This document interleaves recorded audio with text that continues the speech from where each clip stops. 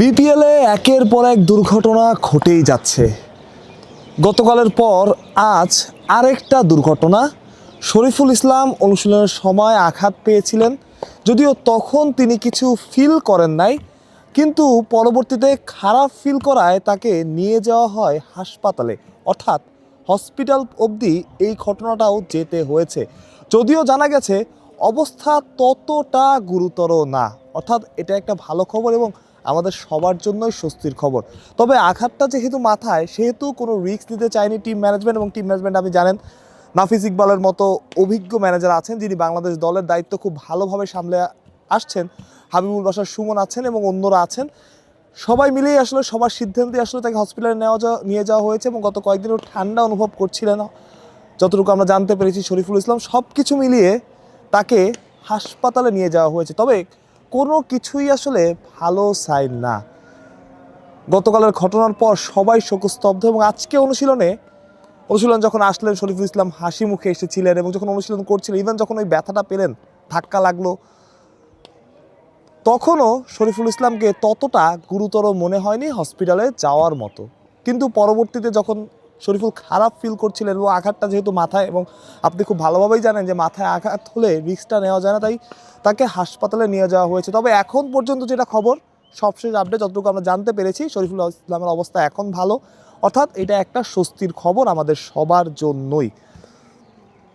কিন্তু যখন এই খবরটা শুনলাম এবং হুট করে সবাই একটু ব্যস্ত হয়ে গেল, কারণ ওই গতকালের ঘটনা থেকে এখনও সবাই আসলে বেরোতে পারেনি।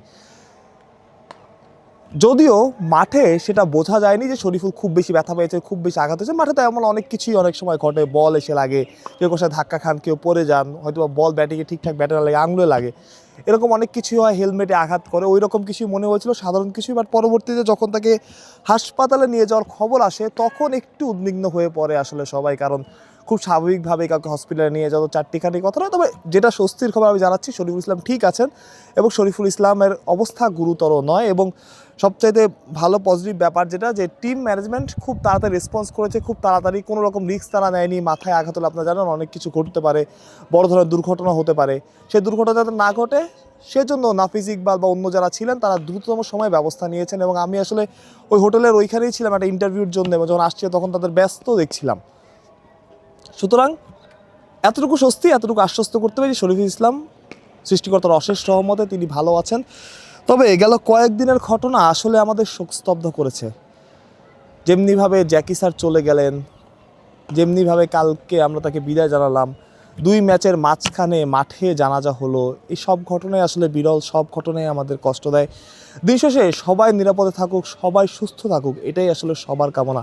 সবাই চায় শরীফুল ইসলাম থেকে সবাই আমাদের খুব কাছের, আমাদের গণমাধ্যম কর্মী যারা দর্শক আছেন তাদেরও খুব কাছে। কালকে যখন জ্যাকি স্যারের ওই ঘটনা হলো, তখন থেকে আসলে অনেকে কথাই বলতে পারতেছিল না, অনেকের কথা বলার মতোই অবস্থা ছিল না।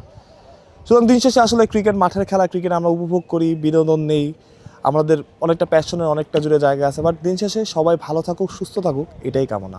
মাহরুজ প্রত্যয়, বিডি ক্রিক টাইম।